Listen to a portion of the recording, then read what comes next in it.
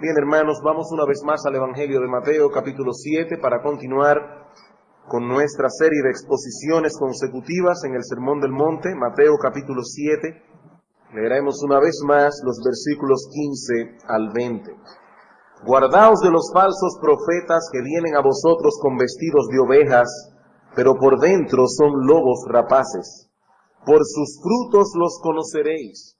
¿Acaso se recogen uvas de los espinos o higos de los abrojos? Así todo buen árbol da buenos frutos, pero el árbol malo da frutos malos. No puede el buen árbol dar malos frutos, ni el árbol malo dar frutos buenos. Todo árbol que no da buen fruto es cortado y echado en el fuego. Así que por sus frutos los conoceréis. Esta última sección del Sermón del Monte, que se inicia en el versículo 13, es lo que podríamos llamar la conclusión del sermón. Como hemos dicho ya, el Señor está haciendo aquí un esfuerzo más directo por aplicar las enseñanzas impartidas a la mente y el corazón de su auditorio. Inicia esta sección con una invitación a entrar por la única vía de acceso al reino de los cielos. Versículo 13, entrad por la puerta estrecha, porque ancha es la puerta y espacioso el camino que lleva a la perdición, y muchos son los que entran por ella. Porque estrecha es la puerta y angosto el camino que lleva a la vida, y pocos son los que la hallan. La puerta de entrada es estrecha, dice el Señor, y lleva a un camino angosto por el cual transitan pocas personas. Ni la puerta ni el camino son atractivos para el hombre natural, pero repito, es la única vía de acceso al reino de Dios. Ahora bien, existe otra puerta, así como también otro camino. A diferencia de aquella, esta puerta es ancha y cómoda, lo mismo que el camino. Por esa vía transita mucha gente. Es una senda mucho más popular, pero dice Cristo, termina en destrucción. Y es en el contexto de esta advertencia contra el cristianismo fácil, que ofrece al hombre salvación, pero rebajando y evadiendo las demandas del Evangelio, que el Señor nos advierte en los versículos 15 al 20 que debemos guardarnos de los falsos profetas. Hermanos y amigos, no todos los que alguna vez han manifestado inquietud por el estado eterno de sus almas se encuentran en este momento transitando por el camino angosto que lleva a la vida. ¿Por qué? Bueno, en el caso de muchos, porque fueron seducidos, porque fueron engañados por los falsos profetas, que se encuentran en el umbral de la puerta estrecha, al lado de la puerta estrecha, para impedir a los pecadores que entren por ella. Hace 2 semanas iniciamos el estudio de este solemne pasaje de las Escrituras, Mateo 7:15 en adelante, y vimos en primer lugar la definición de un falso profeta. Si vamos a guardarnos de los falsos profetas, de estos hombres que están al umbral de la puerta estrecha para impedir a los pecadores que entren por ella, lo primero que tenemos que hacer es definir qué es un falso profeta, y decíamos que se trata de un hombre que habla falsedad, pero en el nombre de Dios. Es un hombre que habla falsedad en el nombre de Dios. En Jeremías 14:14 dice Dios, falsamente profetizan los profetas en mi nombre. No profetizaban en el nombre de Baal, no profetizaban en el nombre de Astoret, ellos profetizaban en el nombre del Señor. Pretenden hablar en nombre de Dios. Vienen a nosotros con una Biblia en la mano. Su lenguaje es muy similar al nuestro, pero aún así profetizan mentiras. Su mensaje es en realidad una distorsión del mensaje bíblico. No los envié, dice Dios, ni les mandé, ni les hablé, visión mentirosa, adivinación, vanidad y engaño de su corazón os profetizan. En segundo lugar, vimos también el engaño del falso profeta. ¿Qué dice el Señor en nuestro texto acerca de la apariencia de estos hombres? Que ellos no vienen a nosotros con una tarjeta de presentación que dice fulano de tal, falso profeta. No. Externamente estos hombres parecen ser lo que no son. Vienen a nosotros con vestidos de ovejas, pero por dentro son lobos rapaces. Sus palabras suaves y encantadoras traen consigo un veneno mortal. ¿Y en qué consiste la enseñanza de estos hombres? Bueno, es en ese punto en el que nos encontramos todavía, la doctrina del falso profeta. Hemos visto la definición, hemos visto el engaño, estamos viendo ahora la doctrina. Y como hemos dicho ya, hermanos, es imposible agrupar en un solo sermón o en 2 o 3 sermones todo lo que estos hombres enseñan. Pero podemos dar al menos algunas claves que nos permitan identificarlo. Hemos visto algunas características generales de sus enseñanzas, hemos visto algunas características específicas de sus enseñanzas. En sentido general, podemos decir al menos 2 elementos que caracterizan la doctrina de los falsos profetas. ¿Cuáles son? Bueno, en primer lugar, que estos hombres procuran proveer consuelo a personas que no tienen garantía ninguna de ser consoladas. En otras palabras, aquietan la conciencia de impíos que continúan sumidos en su impiedad, diciéndole que la ira de Dios no caerá sobre ellos. Dice Dios en su palabra en Jeremías 6:14, curan la herida de mi pueblo con liviandad, diciendo paz, paz, y no hay paz. En segundo lugar, los falsos profetas sacrifican la verdad en aras de la popularidad. Sacrifican la verdad en aras de la popularidad. Lucas capítulo 6, versículo 26. ¡Ay de vosotros, cuando todos los hombres hablen bien de vosotros, porque así hacían los padres con los falsos profetas! He ahí, hermanos, 2 principios generales que nos ayudarán a identificar a estos hombres. Hermanos, no olviden, el falso profeta no echa la Biblia a un lado. Recuerden que ellos pretenden hablar en el nombre de Dios. Lo que hace el falso profeta es añadir un poco aquí, quitar otro poco allá, de modo que al final su mensaje no es exactamente el mismo de las Escrituras, aun cuando viene envuelto en un ropaje bíblico. El falso profeta distorsiona la enseñanza bíblica. ¿En cuáles áreas específicas? Bueno, la semana pasada vimos 3 de ellas, hoy veremos 2 más. En primer lugar, hablando ya en sentido específico, el falso profeta tiende a distorsionar en su mensaje el carácter de Dios. El falso profeta tiende a distorsionar en su mensaje el carácter de Dios. Él no niega la existencia de Dios, pero sobreenfatiza su amor y misericordia por encima de su santidad y su justicia. Mientras el Evangelio parte de la premisa de que Dios es santo, de que Dios es justo, de que el pecador debe arreglar cuentas con Él, el mensaje del falso profeta toma el amor de Dios como punto de partida. Dios te ama y tiene un plan maravilloso para ti. Hermanos, ese no es el énfasis bíblico. Ahora, no es que debemos evitar hablar del amor de Dios en nuestra predicación, de ningún modo. Ciertamente la Biblia dice que Dios es amor, pero el amor de Dios por sus criaturas solo puede brillar en todo su esplendor cuando lo consideramos a la luz de su justicia y santidad por un lado, y a la luz de nuestra pecaminosidad por el otro. Los pecadores no tienen problemas en aceptar que Dios es amor, pero se resisten a la idea de que Dios es perfectamente santo y justo. Eso es lo que el pecador rechaza de Dios, su santidad. Juan capítulo 3, versículos 19 al 20. Hermanos, estoy yendo rápido con esto, es un mero recuento para poder conectarnos con el resto del material que tenemos por delante. Dice el apóstol Juan, o el Señor Jesucristo en el Evangelio de Juan, y esta es la condenación. ¿Cuál es la condenación? Que la luz vino al mundo, y los hombres amaron más las tinieblas que la luz, porque sus obras eran malas. Porque todo aquel que hace lo malo, ¿aborrece el amor de Dios? No, aborrece la luz, y no viene a la luz para que sus obras no sean reprendidas.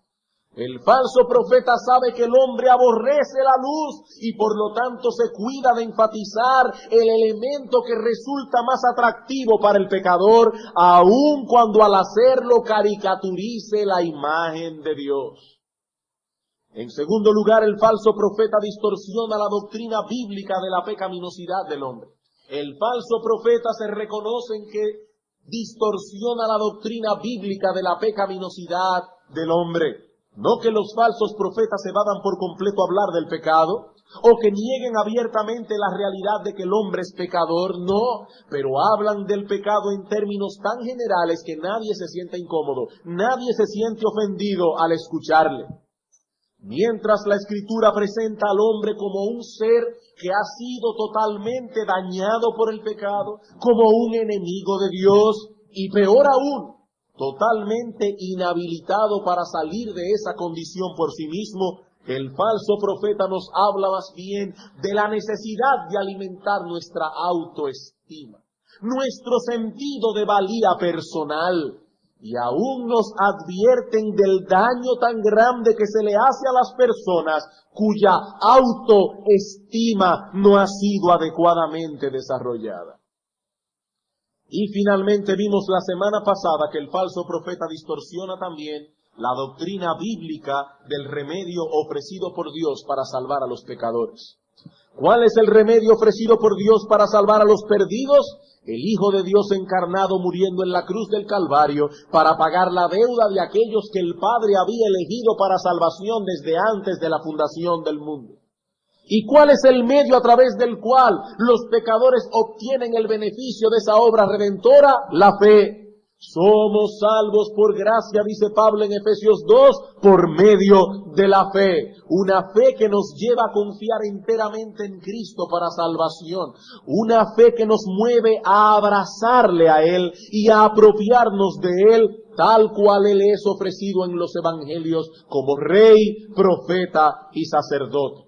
Esa fe, dice la Biblia, nunca viene sola, sino que trae consigo también el arrepentimiento. Hermanos, para mí fue tremendo volver otra vez a leer en esta semana algunas páginas de un libro que tengo allí, de un gran teólogo de nuestra generación, cuyo libro tristemente ha sido traducido al español, donde ese hombre dice claramente que el arrepentimiento no es necesario para la salvación. Hermanos, es precisamente ese punto que los falsos profetas distorsionan. Nos hablan de una fe en Cristo que no lleva al hombre a someterse a su voluntad, que no lleva al hombre a someterse a su dominio. Se trata de una fe desprovista de significado, algo meramente sentimental y místico. Bien, hasta aquí lo que consideramos la vez pasada. Hermanos, era importante hacer este recuento para conectar el material que nos resta con lo que hemos visto hasta ahora. Ahora, siguiendo el esquema que nos hemos propuesto y que ya confesamos en una vez anterior que no es original, en la mañana de hoy consideraremos dos aspectos adicionales a los que hemos considerado ya en que los falsos profetas distorsionan la enseñanza bíblica.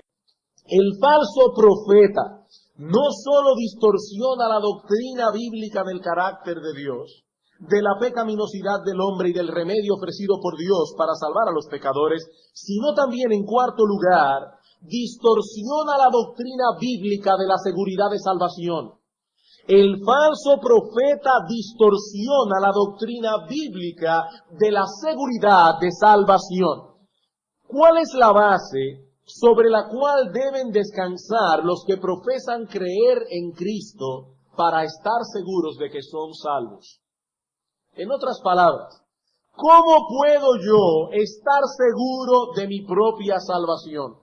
¿Cómo puedo asegurarme de que yo no soy uno de esos que al final de los tiempos vendrán delante de Cristo y dirán, pero Señor, Señor, y no profetizamos en tu nombre, y en tu nombre echamos fuera demonios, y en tu nombre hicimos milagros, etcétera, y el Señor nos dirá, nunca os conocí, apartaos de mí, hacedores de maldad? ¿Cómo puedo yo estar seguro de que yo no estoy en ese grupo? ¿Cómo puede un hombre saber con certeza si es o no un hijo de Dios? Bueno, la palabra de Dios nos enseña claramente que la seguridad de un creyente descansa sobre tres elementos.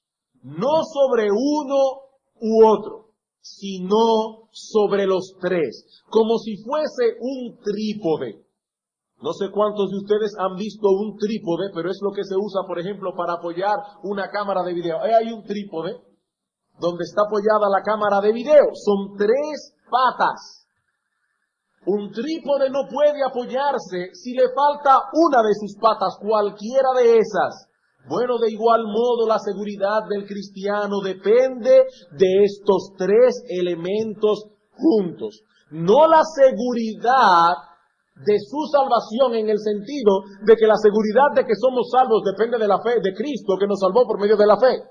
La pregunta que nos estamos haciendo es, ¿de qué depende el que yo esté seguro de mi propia salvación? Mi salvación está segura en Cristo, pero no todo aquel que es salvo está seguro de que es salvo. Como también hay personas que no son salvas y están seguras de que lo son.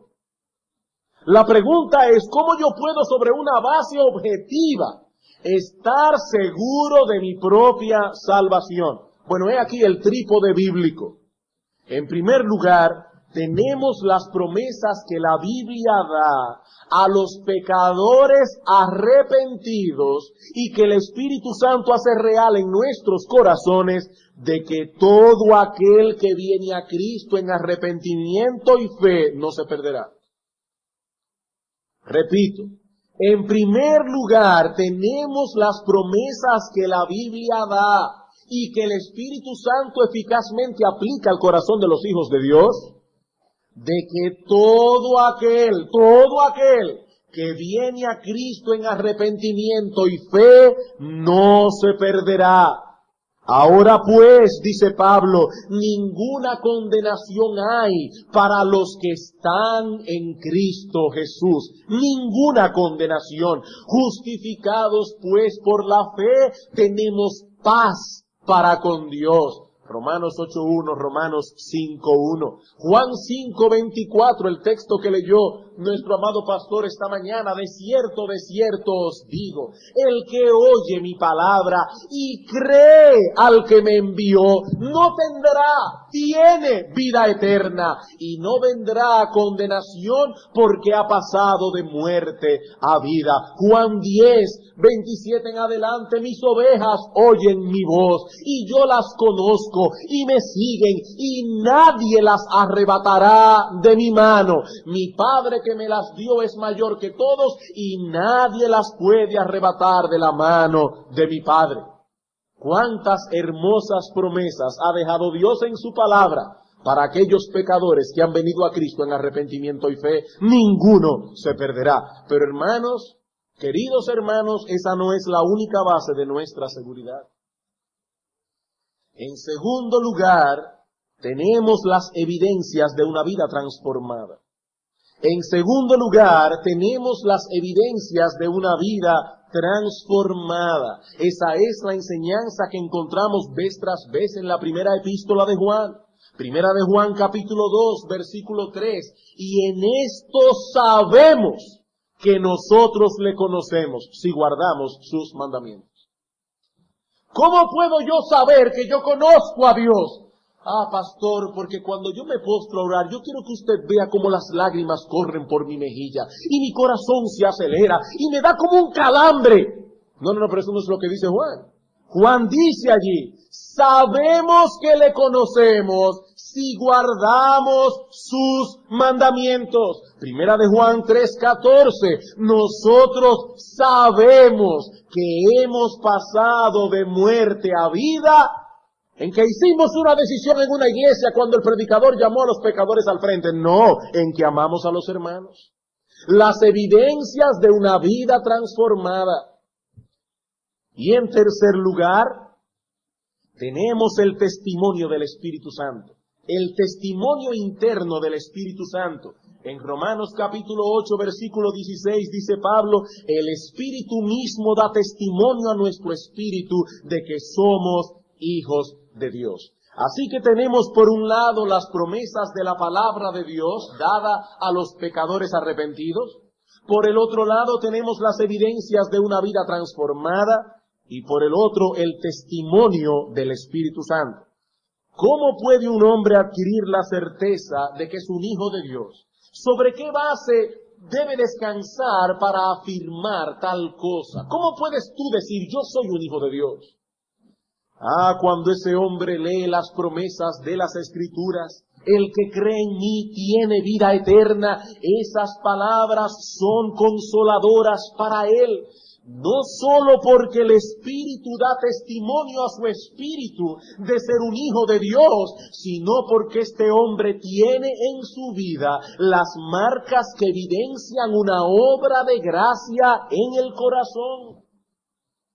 Oh sí, pastor, yo puedo percibir una lucha tremenda en mi corazón, porque a pesar de que el pecado mora en mí y que me seduce continuamente al mal, yo puedo decir como el apóstol Pablo que en el hombre interior me deleito en la ley de Dios. Yo no tengo controversia con Dios por causa de sus mandamientos, más bien me contristo y aflijo al ver tanta indisposición en mí para obedecer la palabra de Dios. Y lo mismo puedo decir, pastor, con respecto a mis hermanos en la fe. Yo no soy indiferente a las cosas que les afectan. Yo amo el estar en su compañía, más que la que deseo estar con ningún otro grupo de personas. Pastor, aún en mis imperfecciones, yo amo la comunión con el pueblo de Dios. Yo amo el pertenecer a la iglesia. Yo amo el adorar junto con ellos a nuestro buen Dios y Salvador. Las evidencias de las que habla Juan en su carta. Y así podríamos continuar evidencia tras evidencia. Esos frutos que emanan de la fe no siempre se encuentran en nosotros en todo su esplendor. Esto es verdad. Pero están ahí. Y todo eso permeado por el testimonio del Espíritu Santo, por medio del cual nosotros venimos con confianza al trono de la gracia. Es el Espíritu, hermanos, que nos da libertad para ir a Dios como nuestro Padre que está en los cielos. Pablo dice en Gálatas 4:6, y por cuanto sois hijos, Dios envió a vuestros corazones el Espíritu, y ahí el testimonio, el Espíritu de su Hijo, el cual clama, Abba, Padre. En hebreo, el término cariñoso que usaban los hijos para referirse a sus padres terrenales, Abba, Padre. Hermanos, ¿cómo es que tenemos confianza para acercarnos a Dios y poner delante de Él nuestro clamor como lo haría un hijo con un padre? ¿Acaso no sabemos que Él es santo y que se encuentra infinitamente separado de sus criaturas pecadoras? Sí, los verdaderos hijos de Dios saben eso, que Dios es santo y que nosotros somos pecadores. La confianza con que se acercan a Dios no es la confianza del ignorante y presuntuoso, que desconociendo el carácter santo de Dios se atreve a venir a Él y tratarle con una confianza como si no hubiera cuentas que arreglar con Dios. No, aquí no estamos hablando de esa confianza. Los creyentes se acercan con confianza porque el Espíritu que mora en ellos, que no es otro que el Espíritu del Hijo, los mueve a relacionarse con Dios como un hijo lo haría con un padre. Hermanos, esa es la base de nuestra seguridad. Esos tres elementos operando conjuntamente: la palabra de Dios, la evidencia de una vida transformada, el testimonio del Espíritu Santo. El problema es que muchos hoy día se apoyan únicamente en una pata del trípode. El problema de muchos evangelistas, de muchos predicadores en el día de hoy, es que se apoyan únicamente en la promesa de Dios, dejando a un lado todo lo demás, y con la promesa únicamente quieren dar seguridad a los hombres. La Biblia dice que todo aquel que viene a Cristo tiene vida eterna. Sí, eso es verdad. Pero entonces igualan el venir a Cristo con hacer una decisión en la iglesia. Levanten su mano en esta mañana los que desean aceptar a Cristo como su Salvador personal. Vengan al frente, no rehúsen el venir a Cristo. Y aquellos que pasan al frente son llevados a una habitación, Se les dice de nuevo que deben hacer una decisión, que deben orar aceptando a Cristo como su Salvador personal, una frase que no aparece en ninguna parte del Nuevo Testamento. Y una vez el pecador ora la oración del pecador, entonces el evangelista o cualquiera que sea busca textos como los que hemos citado en esta mañana. El que oye mi palabra y crea al que me envió tiene vida eterna. Y entonces tratan de convencer al individuo que debido a lo que hizo, esa promesa es para él. Mi amigo, tú oraste la oración del pecador. ¿Y qué dice aquí? El que cree tiene vida eterna. Esa promesa es para ti. Y aún le enfatizan que no debe dudar de la realidad de lo que este texto promete. Como hiciste tu decisión, esa promesa es tuya. La base de tu seguridad de salvación descansa en esa promesa y nada más. Hermanos, si hubiese algún texto en la Biblia que diga, Sugel Michelén es hijo de Dios, yo solo necesito ese texto. Si hubiese algún texto que diga, Sugel Michelén es salvo y va para el cielo, yo solo necesitaría ese texto. Pero lo cierto es que mi nombre no aparece en la Biblia, ni el tuyo tampoco. Por lo menos no con apellido. Porque algunos se llaman Juan, Pablo, pero no con apellido. Tu nombre no aparece en la palabra de Dios. Mi amigo, hay muchos textos en la Biblia que nos aseguran que los que se arrepienten de sus pecados y abrazan a Cristo por fe son salvos. Eso sí yo puedo decirlo con toda seguridad. Pero la misma Biblia nos advierte que algunos tienen la fe de los demonios. La misma Biblia nos advierte que algunos tienen la fe de los demonios. Aquella fe que llevó a Simón el Mago a recibir de buena gana la predicación apostólica y aún a bautizarse para ser parte de la iglesia. Pero ¿qué le dijo Pedro a este hombre cuando evidenció con su carácter la corrupción que todavía reinaba en su interior? Cuando quiso comprar el don del Espíritu Santo con dinero. ¿Qué dijo el apóstol Pedro?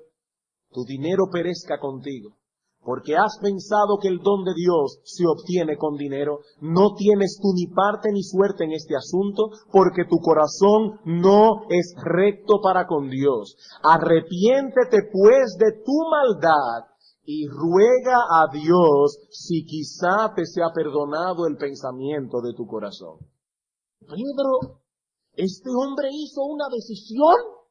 Y tus palabras van a generar dudas en él.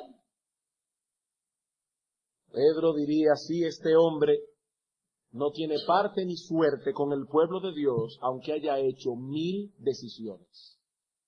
No tiene parte ni suerte con el pueblo de Dios, porque la fe verdadera purifica el corazón, como el mismo Pedro dirá más adelante en Hechos 15:9, y el corazón de Simón el Mago no poseía evidencias de haber sido purificado.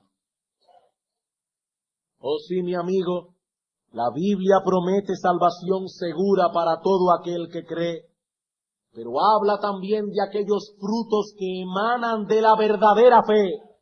Santiago dice claramente en su epístola que si bien no somos salvos por obras, la fe que no tiene obras es muerta en sí misma. Muéstrame tu fe sin tus obras, y yo te mostraré mi fe por mis obras, dice Santiago. Santiago 2:18. En Gálatas capítulo 5, versículo 16, el apóstol Pablo nos dice que la fe obra por el amor. La fe obra por el amor. Y en 2 Corintios capítulo 5, versículo 17 dice Pablo, si alguno está en Cristo, nueva criatura es. Las cosas viejas pasaron, he aquí, todas son hechas nuevas. ¿Cuál es el problema de los falsos profetas? Que pasan por alto todos esos textos bíblicos y centran su atención únicamente en las promesas bíblicas. La Biblia dice que todo aquel que cree tiene vida eterna. ¿Has creído en Cristo? ¿Qué va a responder la mayoría de la gente? ¿Has creído en Cristo? Sobre todo si es una persona que ha hecho una decisión en la iglesia, ¿qué va a responder? Por supuesto que sí. Entonces eres salvo. Eres salvo. Eso es lo que Dios dice en su palabra y no debes poner en duda las promesas de Dios. Amados hermanos, esa enseñanza está llevando a muchos al infierno hoy día. No poseen evidencia alguna de salvación, no se han divorciado de sus pecados, no han abrazado a Cristo como Rey y Señor de sus vidas, pero hicieron una decisión y por eso están confiados. Pastor, pero ¿sabe usted cuántos pastores alrededor nuestro, pastores evangélicos? Algunos misioneros incluso están predicando eso, sí, yo lo sé. Por eso, hermanos, yo no estoy diciendo aquí que todos los que enseñan tal cosa lo hacen deliberadamente para engañar, no. No, estoy consciente que muchos lo hacen porque están sinceramente convencidos de que eso es lo que enseña la palabra de Dios. Hermanos, digo esto con pena, muchos ministros del Evangelio, personalmente creo que verdaderos hijos de Dios se han extraviado en estas cosas, han abrazado la doctrina de estos falsos profetas y sin quererlo están llevando a mucha gente al infierno. Como decíamos el domingo pasado, Cristo no me manda aquí a juzgar la motivación de los falsos profetas, me manda a cuidarme de sus enseñanzas, a cuidarme de sus doctrinas. El único que tiene derecho a decirle a una persona con toda certeza tú eres salva es el Dios que salva. El único que tiene derecho a decirle a una persona con toda seguridad tú eres salva es el Dios que salva. Yo puedo decirte cómo obtener la seguridad de salvación, pero yo no puedo darte esa seguridad. Es el Espíritu el que da testimonio a nuestro espíritu de que somos hijos de Dios. Ningún evangelista, ningún misionero, ningún predicador puede hacer eso. En muchos cursos que se imparten sobre evangelismo personal, y yo lo digo por experiencia propia, se enseña a los que llevan el evangelio que tan pronto una persona hace su decisión, hay que asegurarle que es salva. Hermanos, eso es jugar a ser Dios. Eso es jugar a ser Dios. Y en muchos casos se le provee consuelo y seguridad a personas que no tienen ninguna garantía de ser consoladas, personas que no deberían vivir seguras. Y llegarán como aquellos que llegaron con toda seguridad, Señor, Señor, oh, pero y en tu nombre no hicimos milagros. ¿Estaban seguros? Nunca os conocí, apartaos de mí, hacedores de maldad. Jeremías capítulo 23. Versículo 16. He aquí la marca del falso profeta.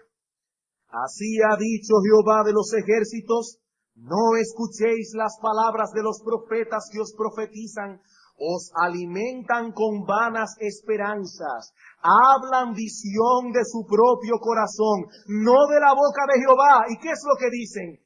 Dicen atrevidamente a los que me irritan, Jehová dijo, paz tendréis. ¿Qué es lo que hace el falso profeta? Aseguran a hombres que están irritando a Dios con su conducta, no se preocupen, paz tendréis.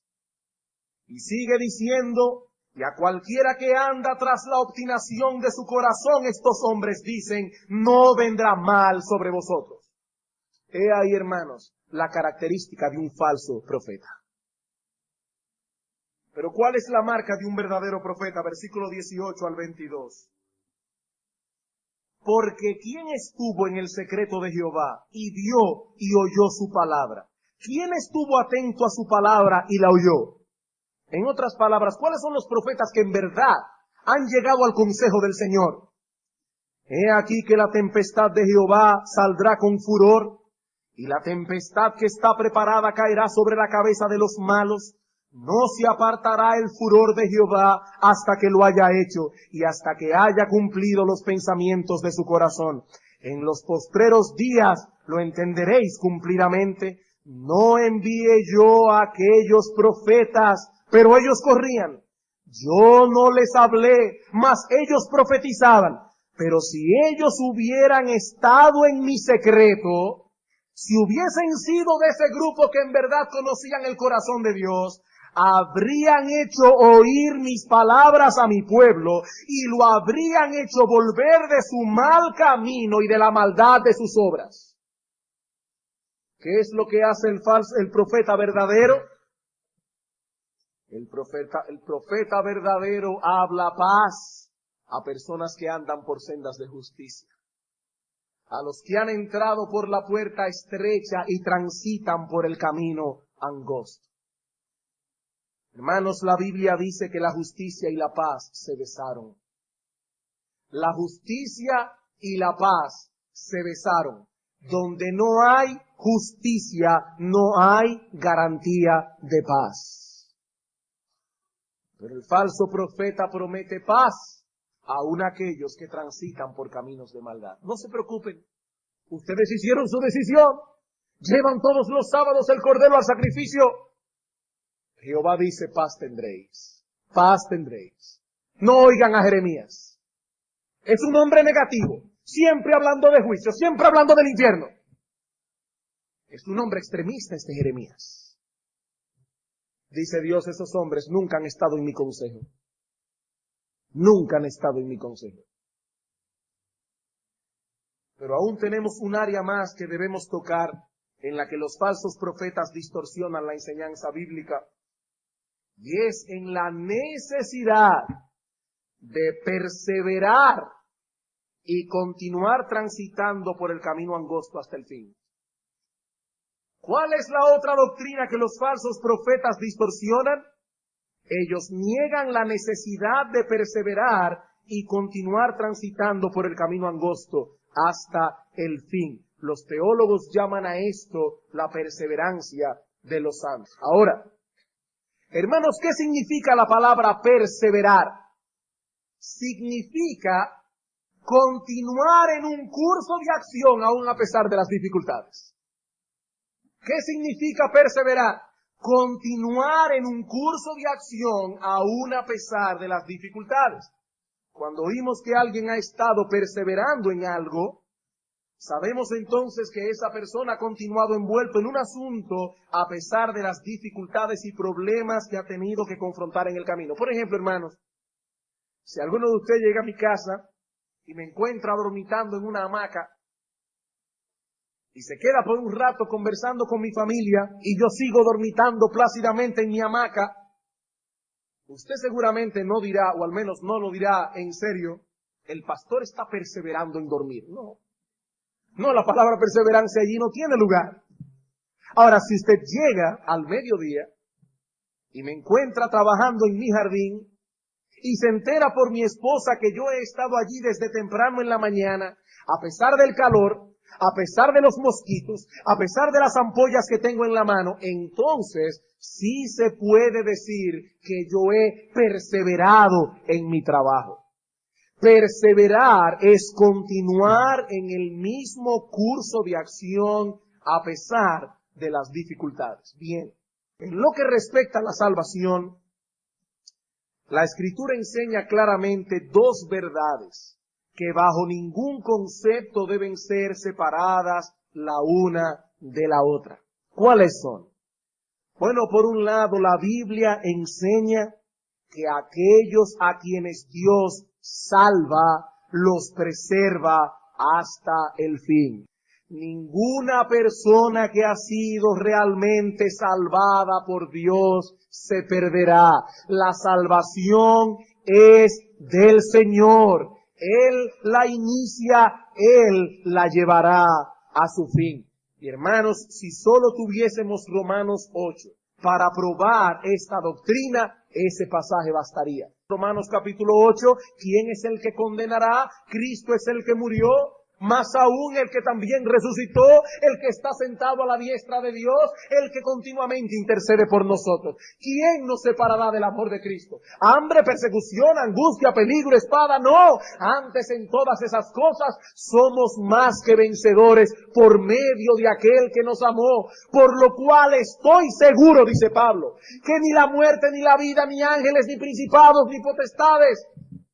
Y parece que Pablo pensó si se le quedaba algo, ni ninguna otra cosa creada nos podrá separar del amor de Dios que es en Cristo Jesús. Amén, qué bueno. Ahora noten algo, hermanos. La Biblia dice que Dios da la fe, es el hombre que cree.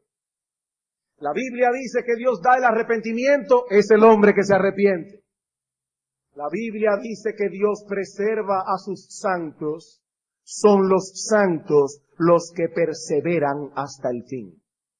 Los santos perseveran hasta el fin. Todo hombre que profesa ser cristiano tiene la responsabilidad de perseverar hasta el fin. Dios da la fe, el hombre cree. Dios da el arrepentimiento, el hombre se arrepiente. Dios preserva, nosotros perseveramos.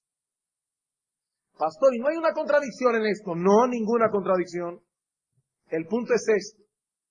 La prueba de que Dios nos está preservando es que Él pone en nosotros la gracia que nos mueve eficazmente a usar los medios a través de los cuales los creyentes perseveran. El que no está perseverando no tiene garantía ninguna de que Dios lo está preservando. ¿Qué dice Mateo 24:13? El que perseverare hasta el fin, ese y no otro será salvo. No, pastor, eso se refiere a los judíos en la gran tribulación. Bueno, yo no creo eso, pero aún suponiendo que fuese así, en Hebreos 3:14 dice, porque somos hechos participantes de Cristo, con tal que retengamos firme hasta el fin nuestra confianza del principio. No, pastor, pero esos son los hebreos cristianos.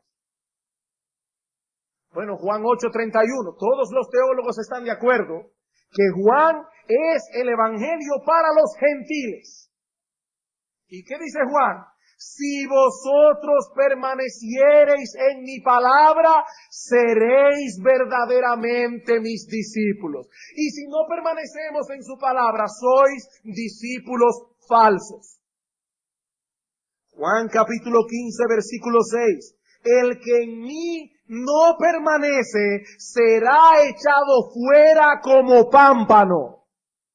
¿Y qué se hará con ese pámpano? Será quemado en el infierno. Primera los Corintios 15, 1 al 2. Además os declaro, hermanos, el evangelio que os he predicado, el cual también recibisteis, en el cual también perseveráis, por el cual asimismo si retenéis la palabra que os he predicado, sois salvos si no creísteis en vano. Con la fe de los demonios. Hermanos, ¿cuál es la frase que se repite vez tras vez en las cartas que Cristo envió a las iglesias en Apocalipsis capítulo 2 y capítulo 3? El que venciere, el que venciere, el que venciere, el que venciere, 7 veces. ¿Cómo podemos saber, hermanos, que Dios nos está preservando? Si estamos usando todos aquellos medios que Dios ha puesto a nuestro alcance para perseverar hasta el fin. Mi amigo, esa es la enseñanza bíblica. Ese es el balance de las Escrituras. Si enfatizamos una verdad por encima de la otra, estamos distorsionando el mensaje bíblico y por lo tanto estamos caricaturizando el Evangelio. Vayamos una vez más al Evangelio de Mateo capítulo 7, nuestro texto otra vez. Mateo capítulo 7.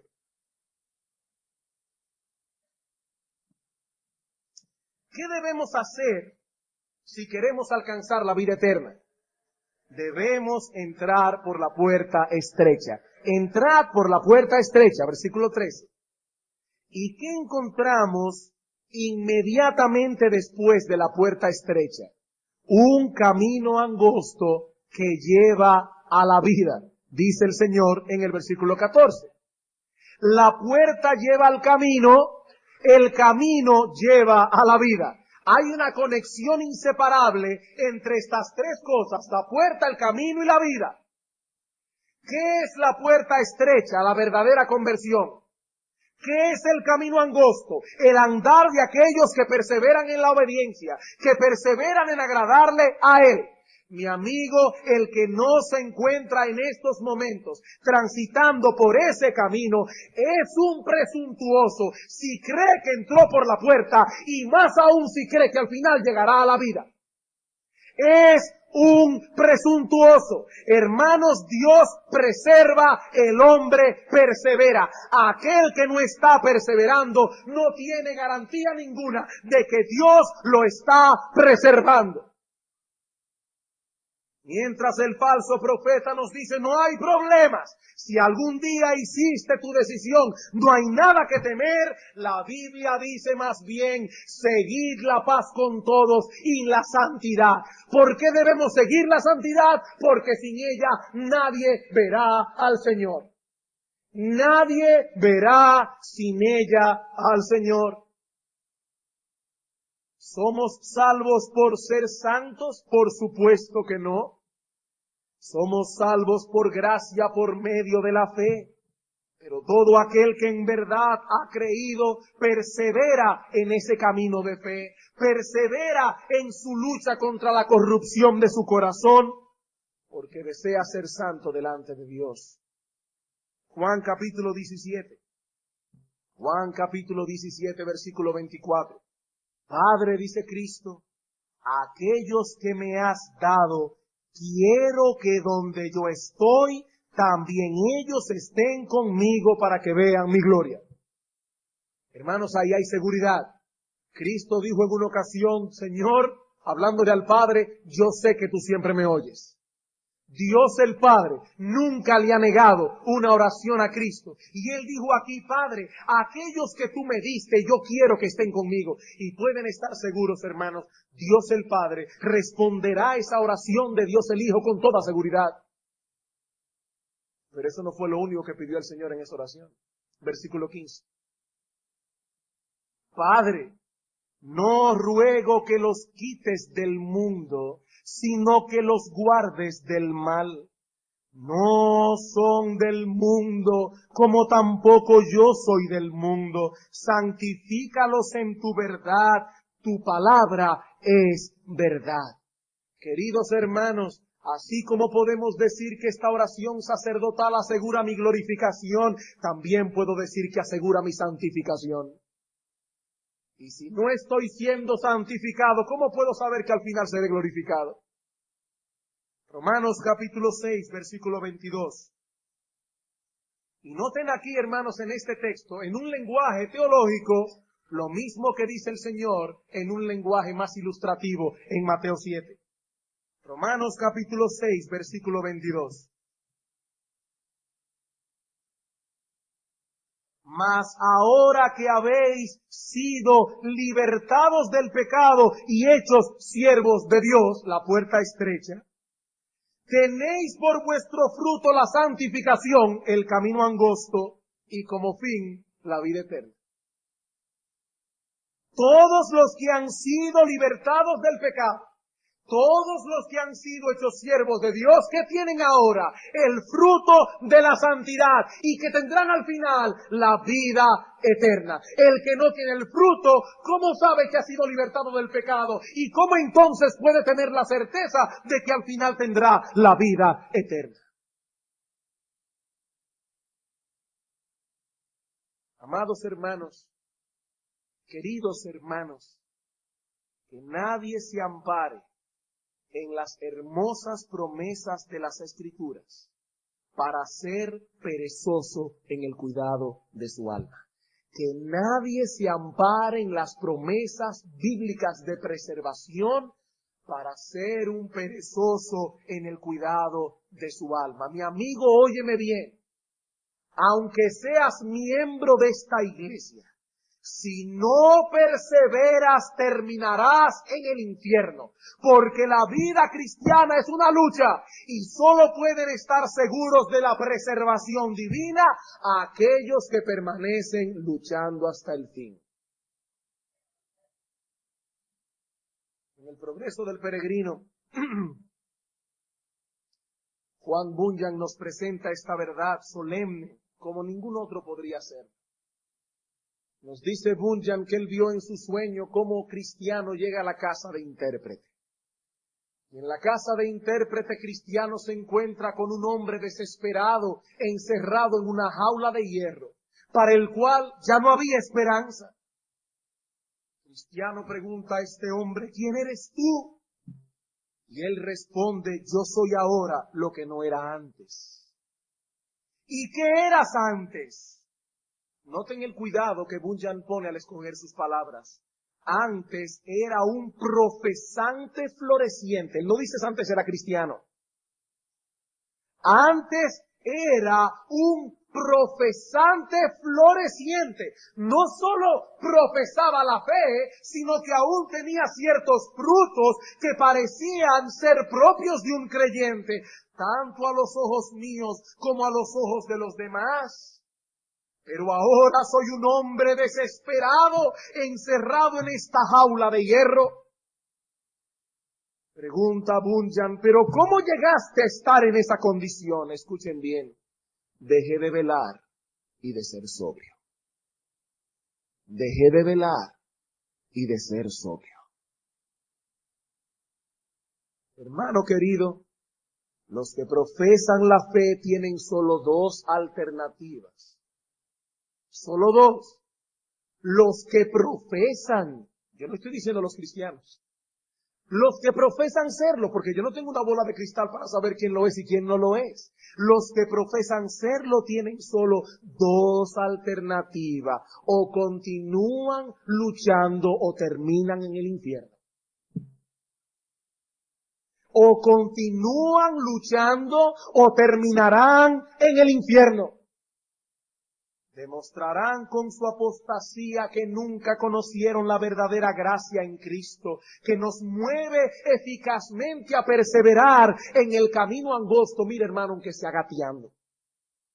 Aunque sea gateando. Prefiero cojear, prefiero arrastrarme por el camino angosto que correr por el ancho. Hay muchos que van corriendo. Hay otros pobres hermanos que van gateando. Pero por el camino angosto. Por el camino angosto. Hermanos, uno lleva a la vida, aunque sea gateando, el otro a la destrucción, aunque sea corriendo. Bien, he aquí entonces el retrato del falso profeta. Estos hombres se encuentran en el umbral de la puerta estrecha, guiando a los pecadores inquietos a entrar por la puerta ancha. ¿Y cómo lo hacen? Distorsionan la doctrina bíblica del carácter de Dios, la doctrina bíblica de la pecaminosidad del hombre, la doctrina bíblica del remedio ofrecido por Dios para los pecadores, de la seguridad de salvación y de la necesidad de perseverar hasta el fin. Quisiera concluir en esta mañana trayendo a modo de aplicación las siguientes palabras del ministro del siglo pasado, Juan Carlos Ryle. ¿Cuál es el mejor preservativo contra las falsas enseñanzas? ¿Cómo puedes tú, mi amigo que estás aquí en esta mañana, protegerte? Tú que profesas ser cristiano. Sin duda que el estudio constante de la palabra de Dios, precedido de una plegaria por el auxilio del Espíritu Santo. La Biblia nos fue dada para que nos sirviera de lámpara a nuestros pies, de lumbrera a nuestro camino. es casi imposible que se extravíe el que la lea de manera debida. Es el descuido en leer la Biblia lo que expone a tantos a ser víctimas del primer maestro falso que oiga. Hermanos, ¿cómo puede esta iglesia ser preservada para que en el día de mañana no se pare aquí un falso profeta? ¿Cómo puede esta iglesia ser preservada si acaso en el día de mañana, Dios no lo quiera, alguno de nosotros nos extraviamos de la fe, comenzamos a apostatar y queremos introducir herejía y veneno en vuestro corazón? Si tenemos una iglesia donde cada miembro que la compone está empeñado en estudiar profundamente la infalible, inerrante y todo suficiente palabra de Dios. Fuera de eso, hermanos, ninguna iglesia tiene garantía. Oh, no, pastor, nosotros confiamos en usted. No, hermano, no confíe en mí, confíe en la palabra de Dios, porque cualquiera puede apostatar, cualquiera puede extraviarse, cualquiera puede convertirse mañana en un falso profeta. Lo único que nos va a asegurar como iglesia de que seguiremos caminando por el camino angosto es perseguir la palabra de Dios, comernos la palabra de Dios, como le dijo Dios a Ezequiel. Hermanos, nunca escuchen a un hombre porque su personalidad es atractiva o porque a ustedes le cae bien. Como nunca debemos rechazar la verdad que un hombre predica simplemente porque su personalidad no nos agrada. No tenemos que divorciar personalidad de verdad. Lo importante es qué es lo que ese hombre está predicando. Si no habla conforme a la palabra de Dios, a ese hombre no le ha amanecido. Y no es citar un texto aquí y otro texto allá, no. Es permanecer firme en todo el aparato teológico de la palabra de Dios. Y cada vez que ese hombre cita un texto, y cada vez que ese hombre comenta el texto, no se sale de ese marco, de ese aparato teológico completo de la palabra de Dios. Mi amigo que estás aquí en esta mañana, como has podido ver, no es la sinceridad la que salva al hombre. Mi amigo, si abrazas sinceramente el error y entras por comodidad por esa puerta ancha y decides transitar por el camino espacioso, ese camino donde no tienes que arrepentirte de tus pecados, donde no tienes que dejar el mundo atrás, mi amigo, terminarás en destrucción con toda tu sinceridad, porque ese camino no conduce hacia ningún otro lado que no sea la muerte. Ven a Cristo, mi amigo, ven a Cristo. A ese Cristo que murió en una cruz. A ese Cristo que derramó su sangre porque era el único que podía pagar la deuda delante del Padre. A ese que se levantó de la tumba al tercer día. Que está sentado a la diestra de Dios y que tiene pleno derecho a reinar sobre ti. Mi amigo, ese Cristo ha prometido no echar fuera a nadie que vaya a Él clamando por misericordia y perdón. Ven a Cristo, porque te aseguro con la autoridad que me concede la palabra infalible de Dios que no serás rechazado.